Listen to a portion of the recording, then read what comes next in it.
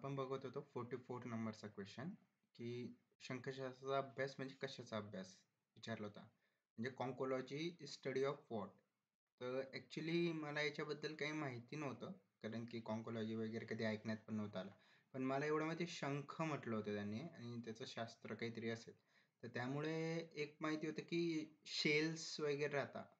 Shells म्हणजे आपण जे बऱ्याचदा गोल गाय टाईप राहतो, त्यांच्या पाठीवर एक असा शंखासारखा आकार राहतो. त्यामुळे मी याच्यात गेस केलं होतं आणि हा डी कॅटेगरीमध्ये होता ॲक्च्युली. त्यामुळे मी याच्यात रिस्क घेतली होती डी कॅटेगरीमध्ये. थर्ड ऑप्शन चूज केलं होतं की शेल्स ऑफ मॉल्युस्का वगैरे असू शकते याचा आन्सर. ते मला एक्झॅक्ट नव्हतं माहिती, मी जस्ट एक गेस केला होता की त्याच्यावरून येतंय की आन्सर वगैरे बघून. त्यामुळे तो एक डी कॅटेगरीमध्ये अटेम्प्ट केला होता. पुढचा होता की phylum Mollusca contains soft bodies animals characterised by. आता मला एवढं माहिती होते, म्हणजे फायलम वगैरे होता जो मॉलुस्का फायलम असतो, त्याचे थोडेसे कॅरेक्टरिस्टिक्स माहिती होते की त्याच्यातले जे प्राणी असतात ते एकदम मऊ त्वचेचे असतात, त्यांची सॉफ्ट स्किन असते, जसं की आपलं गोगलगाय झाली वगैरे त्या टाईपमध्ये. आता मी स्टेटमेंट वगैरे वाचले, त्याच्यात बघितलं म्हटलं येतंय का. तर त्याच्यात थर्ड एक स्टेटमेंट होतं, they are only terrestrial animals. तर एक तुम्हाला सांगतो, MPSC असू द्या नाही तर अदर कोणत्या पण कॉम्पिटेटिव्ह एक्झाम्स असू द्या, त्याच्यात जे पण असे एक्स्ट्रीम स्टेटमेंट राहतात ना की जस्ट फॉर एक्झाम्पल हे प्राणी फक्त हिमालयात आढळतात किंवा फक्त हे पाण्यातच राहतात वगैरे असं काही, तर ते जनरली 90 to 95% रॉंग स्टेटमेंट असतं. तर त्यामुळे मग मी म्हटलं, आणि मी एक क्रॉस व्हेरीफाय पण कसं केलं की ऑक्टोपस होता. ऑक्टोपस हा पण फायलम मॉलुस्काचाच ॲनिमल आहे, कारण की त्याची पण त्वचा अशी मऊ राहते, पण तो पाण्यात राहतो. आणि याने म्हटलं तो फक्त ऑनली टेरेस्ट्रियल ॲनिमल. तर त्यामुळे हे स्टेटमेंट मी रॉंग केलं होतं की नाही हे चुकीचं आहे म्हणून. त्यामुळे सी ऑप्शन म्हणजे कट झाला होता, तर सी कॅटेगरीमध्ये आला. त्याच्यानंतर शेवटचं स्टेटमेंट होतं की दे आर हॅव्हिंग मस्क्युलर फूट. आता गोगलगायचे तुम्ही पाय वगैरे ऑब्झर्व केले असणार, तर त्यांचे पाय हे जनरली मऊच असतात, म्हणजे जरा नीट ऑब्झर्व करणार तर ते दिसतं, आपण पाहिले पण असतील बऱ्याच वेळ. तर हे स्टेटमेंट करेक्ट होतं. तर असं स्टेटमेंट ज्याच्यात डी पण करेक्ट होतं, तर ते दोन ऑप्शन होतं. तर त्यामुळे हा मला काही नसतं म्हणजे माहितीच नव्हतं याच्याबद्दल. थोडंफार मॉल्युस्का फायलमचं माहिती होतं, तर त्याच्यावरनं मी अटेम्प्ट केला आणि तो ए कॅटेगरीमध्ये गेला माझा हा प्रश्न. पुढचा होता, which of the following major policy interventions are part of the land reforms. आता लँड रिफॉर्म्स म्हणजे भूसुधारणा कायदा वगैरे.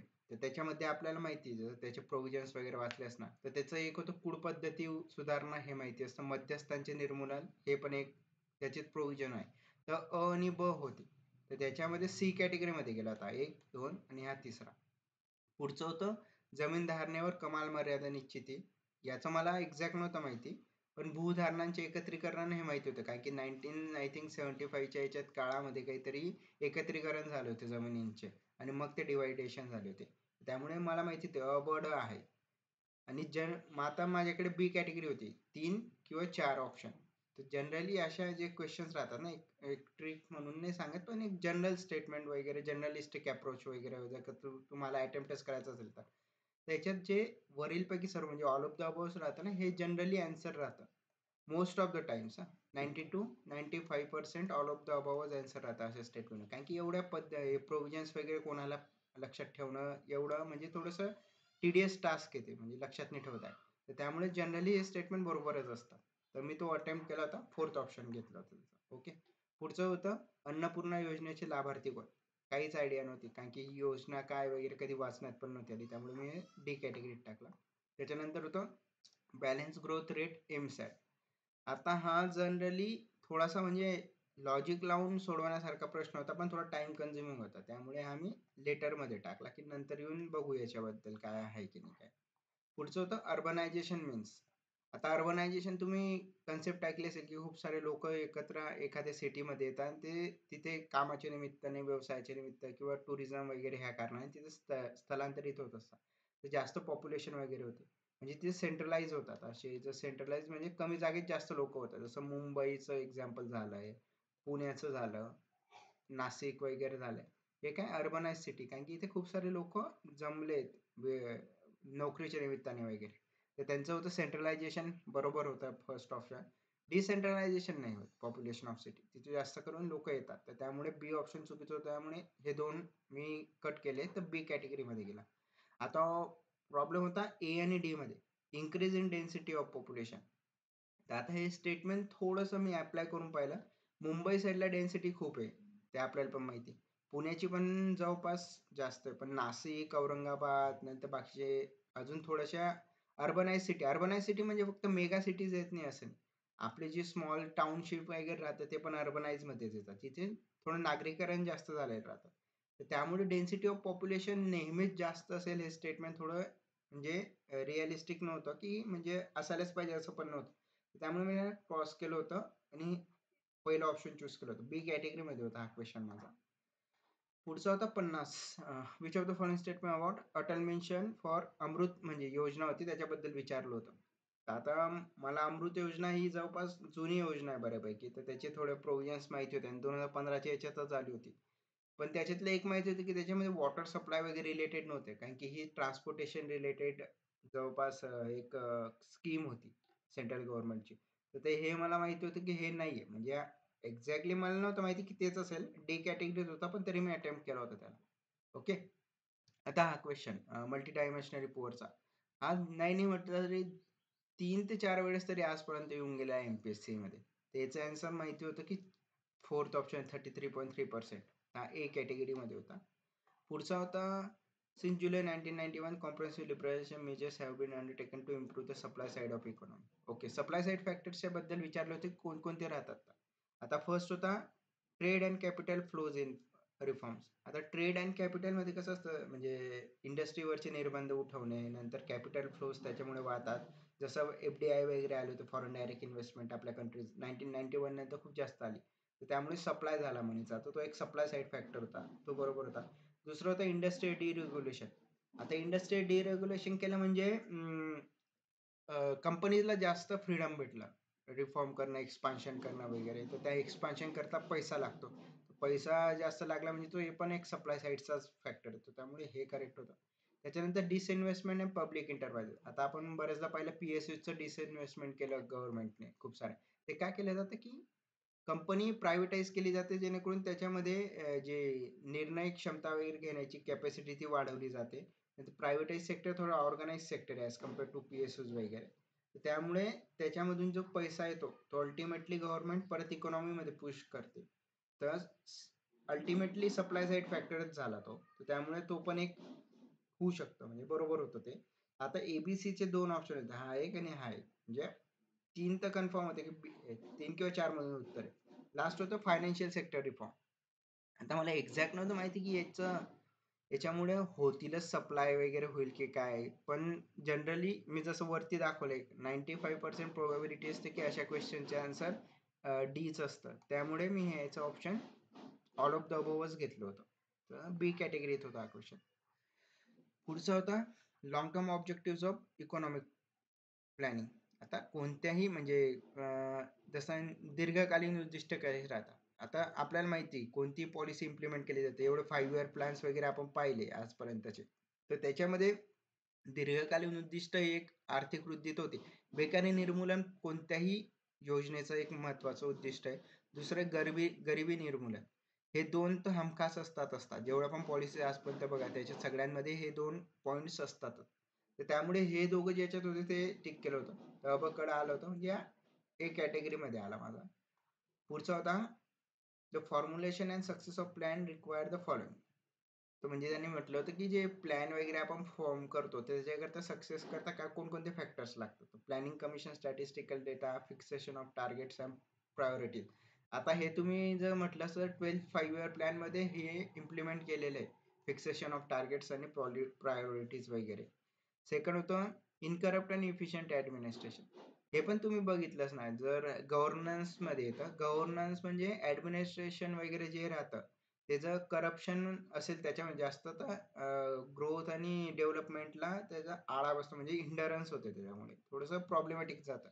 तर इनकरप्ट इफिशियंट अँड इफिशियंट ऍडमिनिस्ट्रेशन हे एक म्हणजे महत्वाचा पॉईंट होता. तर B आणि C ज्याच्यात होते, आता 3 येतात, 3 आणि 4. आता लास्ट होता D, economy in administration and education base. आता एज्युकेशनचं तुम्हाला माहिती आहे, शिक्षा हा कोणत्याही पॉलिसीचा एक महत्वाचा उद्देश असतो. नाहीतर कोणत्याही प्लॅनला डेव्हलपमेंट प्रोसेसमध्ये असेल किंवा डेव्हलप करताना हा फॅक्टर नेहमी विचारात घेतला जातो. त्यामुळे याचं पण एक ऑल ऑफ द अबोवच होतं. तर हा स्टील बी कॅटेगरी मधला होता माझा ऑप्शन 3 आणि 4 मधला. ओके. पुढचं होतं a country is poor because it is poor. हे स्टेटमेंट कोणाचं आहे? आता जर तुम्ही कधी ठोकळा नीट वाचला असेल ना, तर त्याच्या इकॉनॉमीच्या म्हणजे जो चॅप्टर आहे, सेक्शन आहे, त्याच्या शेवटी ना याच्याबद्दल दिलेलं आहे. तिसरं का चौथं स्टेटमेंट आहे फक्त. हे स्टेटमेंट तर रॅग्नर नस यांचं, म्हणजे मी वाचलं होतं जस्ट एक्झामच्या थोड्या अगोदरच वाचलेलं होतं, त्यामुळे हे लक्षात येऊन गेलं. तर हे कॅटेगरी मध्ये होतं. पुढचं होतं balance growth theory requires balance between. आता बॅलन्स कोणकोणत्या सेक्टर्स मध्ये लागतं? Consumer goods, industrial goods. हे बरोबर होतं. कॅपिटल गुड्स, इंडस्ट्रियल गुड्स हे पण होतं. आणि ऍग्रिकल्चर सेक्टर आणि इंडस्ट्रियल सेक्टर मध्ये बॅलन्स लागतो. हा आपल्याला म्हणजे एक्झॅक्ट जर तुम्ही इकॉनॉमी मध्ये वाचलंच ना, ते महत्वाचे सेक्टर आहेत. त्याच्यामुळे हा एक होता आणि हा एक होता. पण त्यांनी विचारलं होतं की ऑल सेक्टर्स इन इकॉनॉमी, म्हणजे सगळ्या सेक्टर्स मध्ये लागतो का? तर ऑप्शन डी बरोबर होतं. हे नाही म्हटलं, तुम्हाला जसं बोललो होतं 90-95% अशा प्रश्नांची उत्तर ऑल ऑफ द अबोव्हच असतात, त्यामुळे हा चूज केला होता. स्टील हा डी कॅटेगरीत होता, म्हणजे मला याच्याबद्दल एक्झॅक्ट नव्हतं माहिती, पण मी अटेम्प्ट केला होता. ओके. पुढचं होतं according to Schumpeter development is discontinuous and spontaneous change in a stationary state. काहीच माहिती नाही, काहीच नाही माहिती, त्यामुळे डी कॅटेगरीत केला, पण अटेम्प्ट नव्हता केला मी त्याला, नंतर म्हटलं करू. नंतर होतं Rangarajan committee 2014 define poverty line. Okay. यांनी दारिद्र्य रेषेचे दैनंदिन दरडोई उपभोग खर्च वगैरे विचारला होता. त्यांनी प्रत्येकाने डिफाईन केलेले, म्हणजे खूप सारे कमिटीज होऊन गेल्या, लकडवाला कमिटी वगैरे वगैरे. तर आता मला एवढं म्हणजे एक्झॅक्ट आकडे नव्हते माहिती, पण हे तर माहिती की 60 आणि 45 असं नव्हतं, 55-40 नव्हते. पण आता हे थोडंसं पाहिल्यासारखं होतं. 47 आणि 32 रुपये, हा बाबा कुठेतरी वाचण्यात आलंय हे वाटत पण होतं, त्यामुळे हा चूज केला होता. स्टील हा बी कॅटेगरीत होता माझा, कारण की म्हणजे मला याच्यामध्ये ए आणि 1 आणि 2 मध्ये म्हणजे कळत नव्हतं की कोणतं घ्यावं, पण मी 2 घेतला कारण की तो जनरली रिअलिस्टिक वाटत होता थोडं, त्यामुळे. Okay. In 2014 government implement which of the following scheme for financial inclusion. आता हा अशा टाईपचे क्वेश्चन खूप वेळेस आले. 2014 नंतर खूप जास्त आले, कारण की 2014 आय थिंक त्याच्यानंतरच ही प्रधानमंत्री जनधन योजना वगैरे आणली होती. त्याचा मेन ऑब्जेक्टिव्ह होता फायनान्शियल इन्क्लुजन, म्हणजे वित्तीय समावेशन होता. तर तरी म्हटलं बाकीचे पण हे माहिती होतं, पण याच्याबद्दल मला एक्झॅक्ट नव्हतं माहिती. डिमॉनिटायझेशन स्कीम आणली होती की काळा पैसा ज्यांच्याकडे तो बाहेर काढण्याकरता वगैरे. तर त्याच्यात फायनान्शियल इन्क्लुजन हा त्याचा मेन ऑब्जेक्टिव्ह नव्हता. तर डिमॉनिटाईज झालेलं म्हणजे जो काळा पैसा बाहेर काढणे वगैरे तो ऑब्जेक्टिव्ह होता, त्यामुळे हे नव्हतं. दुसरं होतं प्रॉपर्टी डिस्क्लोजर स्कीम. सिमिलरली ही पण स्कीम काळा पैसा बाहेर काढण्याकरताच होती, त्यामुळे हा पण नव्हता. तर अल्टिमेटली ऑप्शन 3 आला होता. ए कॅटेगरी मध्ये होता क्वेश्चन माझा. पुढचा होता जेंडर बजेट काय असतं विचारलं होतं. आता आपण इतक्या वेळेस आय थिंक 1-2 वेळेस रिपीट झालाय, असं सेम नाही पण ह्याच जेंडर बजेटवरच 2-3 वेळेस रिपीट झालाय अगोदर पण क्वेश्चन. तर त्याचं आपण पाहिलंच आहे. जेंडर बजेट मध्ये काय असतं की वुमेनसाठी सेपरेट प्रोव्हिजन्स केले राहतात बजेटमध्ये. ओके. त्यामुळे माहिती असल्या कारणाने लास्ट स्टेटमेंट होतं की independent provisions for women in general budget. Okay. तर ए कॅटेगरीत होता. पुढचा होता म्हणजे which of the following mathematical relationship should be use to calculate pH of. Okay. PH चा फॉर्म्युला काय होता त्याने, म्हणजे जर तुम्हाला माहिती असेल एनसीईआरटी मध्ये दिला होता, pH is equal to minus log 10 to the, म्हणजे जी क्वांटिटी असेल त्याला जेवढ्या प्रमाणात दिली असेल ती.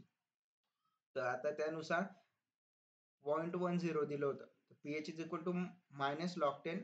0.1 ला आपण असं पण लिहू शकतो 1 इंटू 10⁻⁻1, म्हणजे 1/10 असंच येतं ते. तर सिमिलरली असं लिहिलं काय आणि असं लिहिलं काय ते सेमच होतं, तर थर्ड ऑप्शन होता त्याचा. तर त्यामुळे हा ए कॅटेगरीत होता. पुढचा होता की how is 1.0 n H2SO solution is prepared from 10 dm cube of 1.45 m H2SO solution. हे माहिती नव्हतं ऍक्च्युली, काहीच नव्हतं माहिती याच्याबद्दल, म्हणजे कधी कॅल्क्युलेशन होतं पण थोडा अटेम्प्ट करायला टाइम लागला, त्यामुळे लेटर साठी ठेवला त्याला. पुढचं होतं which of the following correct for shapes of NH3 आणि BF3. तर हे जे मॉड्यूल्स होते असे वाटतं, मी वाचलेलं होतं 11th स्टँडर्ड केमिस्ट्रीच्या याच्यात दिलेलं आहे. NH3 असा पिरॅमिडल असतो. पिरॅमिड कसा असतो आपला, असा 3 जो तिकडनं पण घेतला असा, तर अशा टाइप मध्ये काहीतरी पिरॅमिड असतो, इकडे सेंटरला घेतलं होतं. तर इथे ए नसतो, इथे एच असतो, इथे एच असतो आणि असा आय थिंक इकडे असतो. तर हे जर असे 3 डायमेन्शन मध्ये तुम्ही पाहिलं ना पिरॅमिड बनतो NH3 चा, तर ते मला माहिती होतं की NH3 पिरॅमिडल आहे आणि BF3 हा प्लेनर आहे. BF3चं कसं असतं, इकडे 2 असतात FFचे आणि इकडे 1 असतो असा. तो हा प्लेनर होता. तर हे मी आय थिंक 11th स्टँडर्डच्या NCERT मध्ये वाचलेलं होतं केमिस्ट्रीच्या बुक्समध्ये. पण स्टील मला माहिती नव्हतं, तर हा अटेम्प्ट केला डी कॅटेगरीमध्ये टाकला होता. ओके. आता पुढचा होता which of the following hydrocarbon has 80% of carbon. आता हे इझी होतं, म्हणजे कॅल्क्युलेशन होतं थोडेसे, पण माहिती होतं. पण तुम्हाला जर फॉर्म्युला माहिती नसेल तर तुम्ही काढू नाही शकणार. आता फॉर एक्झाम्पल मिथेनचा फॉर्म्युला होता CH4, इथेनचा फॉर्म्युला होता C2H6. आता त्यांनी म्हटलं होतं की पुढच्या याच्यापैकी कोणत्या याच्यात कार्बन 80%. तर त्यांनी कार्बनचा ॲटॉमिक नंबर दिला होता 12, म्हणजे 12 मल्टिप्लाय बाय 2 24 आणि टोटल कार्बनचा परत 24 प्लस हायड्रोजनचा 6. ओके, म्हणजे 24 डिवायडेड बाय 30 हा येतो 8 10 0.8%, म्हणजे जवळपास 80% येतो याचा आन्सर. ओके, तर इथेन याचा आन्सर होतो. ओके, हा ए कॅटेगरीत आला होता माझा. पुढचा होता 180 gram of acetic acid is mixed with 180 gram of water. The mole fraction of acetic acid in the resultant. मोल फ्रॅक्शन विचारलं होतं की काय येईल वगैरे असं. तर हे पण थोडं कॅल्क्युलेशन होतं आणि माहिती होतं की कसं करायचं. कारण की कसं असतं, आता ॲसिटिक ॲसिड दिला होता CH3 डबल बॉन्ड OH. सीचं होतं म्हणजे किती, 1 2 2 C होते प्लस 4 H होते प्लस 2 O होते. आता 2 कार्बन म्हणजे 12 दुने 24, 4 हायड्रोजन म्हणजे 4 आणि 2 O म्हणजे 32, म्हणजे आलं होतं 32 प्लस 28 8 2 10 3 60. सी याची क्वांटिटी 60 आणि वॉटर म्हणजे हायड्रोजनचं आहे 2 प्लस ऑक्सिजनचे 16, म्हणजे 18 होता ऑक्सिजन वॉटरचं. आता त्यांनी मोल फ्रॅक्शन विचारलं होतं. मोल फ्रॅक्शन कसं असतं, आता 180 ग्रॅम ऑफ ॲसिटिक ॲसिड म्हटलं होतं आणि त्याचा ॲटॉमिक नंबर वगैरे येतो सगळं काढून, म्हणजे त्या एक ॲसिटिक ॲसिडचा 60 येत होता, म्हणजे 180 डिवायडेड बाय 60 म्हणजे 3 आला आणि वॉटरचा आला होता 180 ग्रॅम मध्ये डिवायडेड बाय 18 म्हणजे 10. ओके, आता मोल फ्रॅक्शन कसा असतो की ॲसिटिक ॲसिडचा विचारला म्हणून 3 खाली 3 प्लस 10, कारण की ॲसिटिक ॲसिड प्लस वॉटरचा आहे. 3 बाय 13, 13 0 0 13 दुने 26 13 त्रिक 39 0.23. ओके, तर हा सुद्धा मला ए कॅटेगरीमध्ये होता, कारण की कॅल्क्युलेशन वगैरे केलेले होते, त्यामुळे माहिती होतं कसं करायचं वगैरे. ओके, हा ए कॅटेगरीमध्ये होता. ओके, पुढचा होता की if one mole of an ideal gas occupies 22.4 liter STP, then the value of universal gas constant काय असेल विचारलं. आता याच्यात बऱ्याच व्हॅल्यू होत्या आणि जवळपास सिमिलरच होत्या, पण याच्यापैकी मला माहिती होती ही आहे 0.01 ATM लिटर मोल, म्हणजे वाचलेली स्टँडर्ड व्हॅल्यू, तुम्ही जर बुक वाचले असेल तर कळेल. आता हे का बरं नाही घेतली, हा आणि दुसऱ्यांचा होता. तर तुम्हाला माहिती 1 जूल इज इक्वल टू 10⁷ अर्ग असतं, हे म्हणजे स्टँडर्ड आहे इक्वेशन वगैरे. यांनी म्हटलं 8.314 10⁷ जूल्स नसतं याचं, म्हणजे यांनी फक्त व्हॅल्यू चेंज केली होती. ही व्हॅल्यूला अर्ग किलो पर केल्विन पर मोल होतं आणि 8.314 जूल्स पर केल्विन पर मोल, म्हणजे इकडे टाकायचं होतं आणि इकडे टाकायचं असे होते, त्यामुळे हे इंटरचेंज केलेले होते, ते चुकीचं होतं. पण हे मला माहिती होतं की ही व्हॅल्यू आहे त्याची, त्यामुळे 66 मला ए कॅटेगरी गेलं होतं. पुढचा होता 67 फाइंड द रॉंग पेअर. हे काहीच आयडिया नव्हती की काय चालू, म्हणजे कशाबद्दल दिलंय ते पण नव्हतं माहिती, त्यामुळे डी कॅटेगरीत गेला. पुढचा होता what is the principal function of the light dependent reaction photosynthesis, म्हणजे प्रकाश संश्लेषणाचं विचारलं होतं की काय होतं त्या प्रोसेसमध्ये. तर फर्स्ट मला माहिती होतं, तुम्ही पण माहिती आहे ना की प्रकाश संश्लेषण किंवा फोटोसिंथेसिस मध्ये काय होतं, असे लीफ राहतात, त्याच्यावर प्रकाश पडतो तर ते प्रकाशातून स्वतःचं अन्न तयार करतात, म्हणजे तिथे काहीतरी जनरेट करण्याची क्रिया होती, एवढं मला माहिती. त्याचे ट्रान्सफर नाही होत हे मला माहिती होतं. त्याच्यानंतर दुसरं ऑप्शन होतं की एक जनरेट करता किंवा युटिलाइज करता. आता युटिलाइज वगैरे करत असतील, पण ते पहिल्याच प्रोसेसमध्ये युटिलाइज करतील हे मला नव्हतं माहिती, कारण की जनरेट वगैरे करतील त्याच्यानंतर युटिलाइज होईल एवढं माहिती होतं. तर मोस्ट प्रोबेबली हा ऑप्शन मला वाटला, म्हणून मी तिसरा टिक केला. बी कॅटेगरीमध्ये ऑप्शन होता, मला एक्झॅक्टली नव्हतं माहिती. ओके, पुढचं होतं प्रिकर्सर ऑफ एन्झाईम्स कोणाला म्हणतात, याच्याबद्दल नाहीच माहिती होतं, काहीच नाही, सोडून द्या, डी कॅटेगरी मध्ये होता. त्याच्या पुढचं होतं which of the following statement are correct.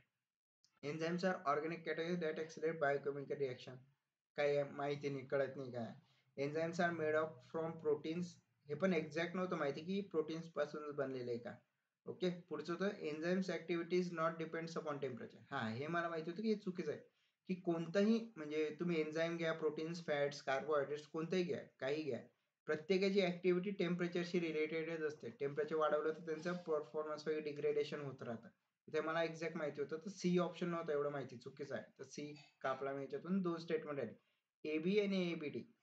Last statement होतं amylase in enzyme that act on starch, हे माहिती होतं. अमायलेज हे जे एन्झाईम आहे ते आपल्या लाळ ग्रंथी राहतात त्याच्यामध्ये, सलायवा मध्ये आढळतात, पॅनक्रियामध्ये पण असतं ते, एवढं माहिती होतं. तर हे माहिती होतं. सी एन डी बरोबर आहे. तर जिथे सी एन डी बरोबर होते तो ऑप्शन मी घेतला, एसीडी. ओके, सॉरी, सी तर चुकीचं आहे. ओके, सॉरी, सी चुकीचं होतं. तर त्यामुळे हे ऑप्शन नव्हतं. डी बरोबर आहे फक्त, म्हणजे मला माहिती होतं डी ज्याच्यात बरोबर आहे तो येईल म्हणजे. तर हा थर्ड ऑप्शन होता, ए बी डी. ओके, असा आला. म्हणजे मला दोन स्टेटमेंट माहिती होते, बाकीचे नव्हते माहिती, पण थर्ड आणि D, C N D accurate information होते, त्यामुळे तो बरोबर आला. पुढचं होतं पॉलिटी सेक्शन, की which of the following statement is not included in article 164. Okay. Chief minister shall be appointed by governor, हे माहिती होतं, पण ही प्रोव्हिजन 164 नेच आहे हे मला नव्हतं माहिती. पुढचं होतं the council of minister shall not be collectively responsible to the state legislature. हे चुकीचं स्टेटमेंट होतं, हे मला माहिती, कारण की आपलं पार्लमेंटरी सिस्टीम मध्ये किंवा संसदीय सिस्टीम मध्ये एक प्रोव्हिजन आहे कलेक्टिव्ह रिस्पॉन्सिबिलिटीची, की त्याच्यासाठी ही म्हणजे इम्पॉर्टंट प्रोव्हिजन आहे, की याच्यावरच आपली संसदांची पद्धती, कार्यपद्धती चालते. तर त्यामुळे हे दोन चुकीचं आहे एवढं एक्झॅक्ट माहिती होतं. आणि त्यांनी विचारलं पण होतं की नॉट इन्क्लुडेड विचारलं होतं, त्यामुळे अल्टिमेटली स्टेटमेंट बरोबर आलं ते. तर हे एक कॅटेगरीत होतं. त्याच्यानंतर होतं 72. Indian citizenship of a person can be terminated if a person voluntarily acquires citizenship of the some another country. हे बरोबर होतं, की आपण दुसऱ्या देशाचं जर नागरिकत्व घेतलं तर आपली इंडियन सिटीजनशिप जाते, हे मला माहिती होतं. तर ए बरोबर होतं. त्याच्यामध्ये सी येत आहे, 1 2 3 ऑप्शन येतात. त्याच्यानंतर होतं a person who has become citizen through registration is sentence to imprisonment for 18 months within 5 years of his registration. हे स्टेटमेंट चुकीचं आहे, हे मला माहिती होतं. याच्यामध्ये जवळपास प्रोव्हिजन 5 yearsची प्रोव्हिजन दिलेली आहे, की 5 वर्षाच्या याच्यात जर तो म्हणजे त्याला जेल झाली असेल 5 वर्षापर्यंत, तर तो म्हणजे त्याचं तेव्हा जे सिटीजनशिप होते ती कॅन्सल होते. ते 18 months म्हणजे जवळपास 1.5 वर्ष दिले होते. ते चुकीचं होतं. बी ऑप्शन मी एलिमिनेट करू शकलो आणि अल्टिमेटली दुसरा ऑप्शन आला. मग तिसरं स्टेटमेंट बघायची पण गरज नाही पडली, कारण की दुसऱ्या स्टेटमेंट मध्ये मला हे माहिती होतं. तर हा सुद्धा एक कॅटेगरी मध्ये आला. पुढचं होतं की which of the following is a correct pairs regard to acceptance of Indian constitution. म्हणजे त्याने प्रोव्हिजन्स दिले होते आणि ते प्रोव्हिजन्स कोणत्या कंट्रीज कडून घेतले हे माहिती होतं. हे लक्ष्मीकांत मध्ये डिटेल मध्ये दिलंय आणि छान प्रकारे दिलंय. वाचणार तर कडून जाईल. अमेरिकेपासून व्हाईस प्रेसिडेंट घेतले, बरोबर आहे. कॅनडा पासून युनियन वगैरे सेंट्रल गव्हर्नमेंटचं घेतलं होतं, म्हणजे ते कॅनडा पासून सेंट्रलाइज सिस्टीम वगैरे घेतली आपण, तर ते मला माहिती होतं. साऊथ आफ्रिकेपासून इलेक्शन मेथड ऑफ राज्यसभा. आता हे मला हे दोन मध्ये कन्फ्युजन होतं, कारण की आयर्लंड कडून पण राज्यसभेच्या बद्दल थोडेसे प्रोव्हिजन घेतले आणि साऊथ आफ्रिकेपासून पण घेतले, पण ते एक्झॅक्ट माहिती नव्हतं इलेक्शन याच्यापासून घेतले का नॉमिनेशन वगैरे घेतले. तरी मग मी तुम्हाला जसं वरती सांगितलं की जेव्हा असे काही आले ना तर ऑल ऑफ द अबोवच म्हणजे मोस्ट प्रोबेबल आन्सर राहतात. तर मी हा चूज केला होता, बी कॅटेगरीचा ऑप्शन होता. ओके. पुढचं होतं की which of the following are main objective of committee of parliament on official language. Okay. Official language नाव म्हणजे जी कमिटी आहे ऑफिशियल लँग्वेज साठी, तर तिचे काय काय प्रोव्हिजन्स आहे ते विचारलं होतं. तर जेव्हा पण प्रोव्हिजन्सचे काही रिलेटेड येतात ना, तर most probably all of the अबोव्हच असतात. पण तरी एकदा स्टेटमेंट बघून घ्यायची. To review the progress made in the use of Hindi official purpose union make recommendation to increase the use of Hindi, हे बरोबर होतं. ओके. म्हणजे लँग्वेजला प्रोत्साहन देणं हे त्याच कमिटीचं काम आहे, हे माहिती होतं. पुढचं तर looking in to the linguistic demands for new states and make suggestion in that regard. आता हे मला माहिती की नाही, कारण हे म्हणजे मला एक्झॅक्ट नव्हतं पाहिजे, पण मी काय लॉजिक लावलं की जर लिंग्विस्टिक डिमांड्स म्हणजे जे भाषेच्या रचनेवर राज्यांची निर्मिती करणं, याच्याकरता 3-4 आयोग आपण पाहिले होते. फाजल अली कमिशन होतं 1955चं. त्याच्यानंतर JVP कमिटी आली होती. त्याच्या अगोदर धार कमिशन आले होते. मग जर ही कमिटी तेव्हा होती, तर हिचं काम ते असताना सुद्धा हे का बरं मग निर्माण केले होते? म्हणजेच तिच्या ज्युरिडिक्शन मध्ये हे फंक्शन येत नाही एवढं मला कळालं. तर मी बी ऑप्शन एलिमिनेट केला. ओके. मग राहिलं होतं ए ऑनली आणि ANT. तर डीचं काय होतं, examine the vernacular education make recommendation for effective implementation of the 3 language formula. हा 3 लँग्वेज फॉर्म्युला हे आत्ता आलंय अजून, म्हणजे 2000 आय थिंक 18-20 त्या साईड मध्ये कधीतरी आलंय. तर त्याच्यासाठी कस्तुरीरंगन कमिटी नेमली गेली होती. इस्रोचे म्हणजे माजी अध्यक्ष होते त्यांच्या अंडरमध्ये. तर हे मला माहिती होतं की याचं काम नाही, जर याच्याकरता ते काम होतं तर ही कमिटी का बरं नेमली मग म्हणून डी ऑप्शन एलिमिनेट केला होता. तर ए ऑनली घेतला होता. पण स्टील मला याच्याबद्दल एक्झॅक्ट नव्हतं माहिती. बी कॅटेगरी मध्येच होता माझ्यासाठी पण. ओके. पुढचं होतं की जिल्हा परिषद अध्यक्षांच्या संदर्भात खालील विधाने विचारात घ्या. ओके. जिल्हा परिषदेच्या एकूण सदस्य संख्येच्या 105 सदस्यांनी अविश्वास ठराव मांडून तो संमत झाल्यास अध्यक्षांना पदाचा राजीनामा द्यावा लागतो. हे म्हणजे मी जास्त करून पंचायत राज एवढं वाचलं नाही, तर त्यामुळे मला याच्याबद्दल जास्त काही आयडिया नव्हती. तर मी त्यामुळे हा स्किप केला होता. हा क्वेश्चन अटेम्प्ट नाही करायचा म्हणून ठरवलं होतं, सोडून दिला. आणि नंतर हा आय थिंक कॅन्सल पण झाला होता हा क्वेश्चन एक्झाम मध्ये. ओके. पुढचं होतं की which of the following are non constitutional bodies. Okay. हा इझी क्वेश्चन होता, बऱ्याच वेळेला. आता म्हणजे बिगर घटनात्मक संस्था आणि घटनात्मक संस्था असे दोन असतात. तर कोणत्या बॉडीजला कॉन्स्टिट्युशनल बॉडीज नाही तर घटनात्मक संस्था म्हणतात?